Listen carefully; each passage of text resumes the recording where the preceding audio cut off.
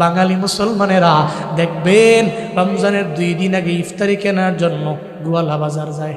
ইফতারি কেনার জন্য রমজানের 2 দিন আগে দৌড়ায়, কয় কিরে কেন দৌড়াও? কই ইফতারি লাগবে, সাহারি করা লাগবে, এই জন্য একটা বড় মাছ কেনার জন্য দৌড়াই, গরু গুস্ত কেনার জন্য দৌড়াই। কয় তোমার তো 2 দিন আগে প্রিপারেশন নেওয়ার জন্য বলে নাই। কয় খাওয়ার লাইনে তো ঠিক হয়ে আগাইয়া, কিন্তু আমলের লাইনে তো আগাইতে পারলা না। আল্লাহ নবী তো রমজানের 2 মাস আগে থেকে প্রিপারেশন নিয়ে নিত। আল্লাহর নবী প্রিপারেশন নিয়ে নিতেন, আল্লাহর দরবারে বারবার বলতেন, ও আল্লাহ তুমি রজব শাবানে বরকত বাড়ায় দাও, রমজান পর্যন্ত পৌঁছায় দাও। কারণ রমজানের আগে বহু মানুষ মারা যাবে, যদিও আমি মারা যাই তাহলে তো আমি মারা গেলে রমজান আমি পেলাম না।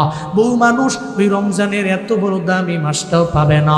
আল্লাহর দরবারের জন্য দোয়া করা, আমরাও দোয়া করি, ও মাওলা তুমি রজব শাবানের যত শাবান মাসে যতগুলা দিন আছে, এই দিনে তুমি আমাদের মরণ দিও না।